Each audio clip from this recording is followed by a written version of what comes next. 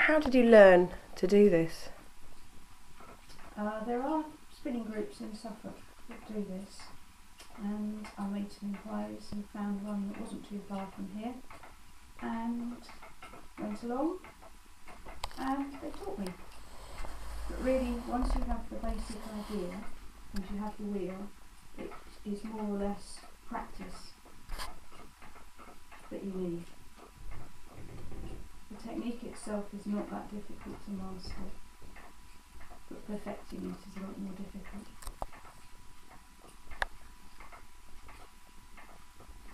So how long did it take you, do you think, to get to a point where you feel happy with the wool that you produce? I would think about a year. Working on a lot of different fleeces and deciding which ones I like the best. All sheep all different breeds of sheep give a different fleece, and it's knowing which ones are best for spinning. But I was determined to master the South Down. As it is a shorter staple than most fleeces, I was told that it would be far too difficult to spin with. But I was going to prove them wrong. You like a challenge? Yes. So have you spun with other types of wool then? Yes. What's the easiest, supposedly? The easiest is the long-haired or longer staple wool. The Texel is very good. It's a good one for beginners, along with a Jacob, because they're quite fine, but they have a decent length of staple. And the staple is the sort of length of hair? Yes, from the skin to the outer tips. That is the staple length. Have you ever tried Suffolk sheep? No, I don't think I've ever been given a Suffolk fleece to spin. I've probably spun one at some point at the Suffolk show that's been crossed with something, as a lot of farmers around here don't tend to just breed a pure breed, especially not for meat. They tend to be crosses. And is black wool any different to white wool? Not really. It's a little bit coarser, but no, there's not a lot in it. And obviously once you've got black wool you don't need to do anything with it. You don't need to do anything once you've with it. finished You with can't it. dye it. Sometimes if you've got a Jacob that's more than just black, usually they're grey as well in there, but you can't see that from the outside, but when you start to spin it you can see there's more than two colours. It's usually black, grey and cream, and it's best, I think, just to spin it as it is, and it just gives a mottled effect, but it does look good.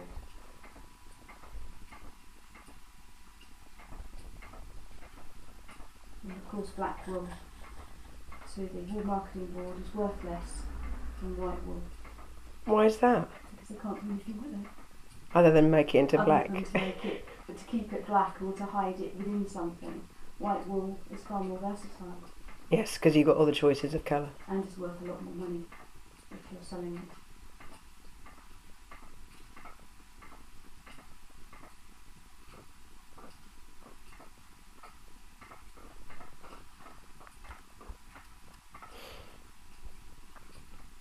So when did you start making your products?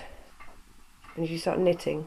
I started knitting in about 2006, but it's taken quite a while to perfect anything because the wool you produce is not of a commercial standard.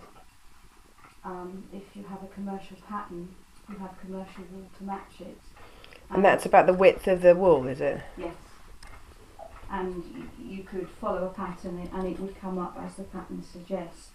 But when you have your own wool, every time you spin it's different. So you're never going to get two bits of wool the same. So it's a lot of trial and error, adapting patterns to suit what you want to make and to suit your wool. And even now you can't guarantee that the pattern that you have decided to work on will come out as you think it will, because it's all dependent on the wool that you've spun. So do you keep the patterns in your head, or are they something that you've written down? No, they're written down because they've been modified so many times. They may have started off as an original pattern but by the time you've knitted it for the first time, you've made so many modifications. They are completely your own patterns, and they will probably only work on your Southdown wool. If you handed them to somebody else who'd spun their wool, they wouldn't look the same. Yeah. And I have tested my patterns on another lady who had spun some Jacob wool, and the mittens were 10 times the size. But the pattern worked. Right.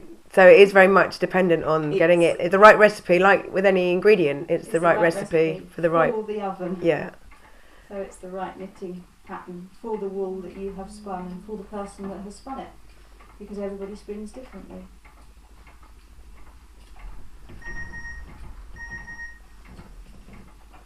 You or me?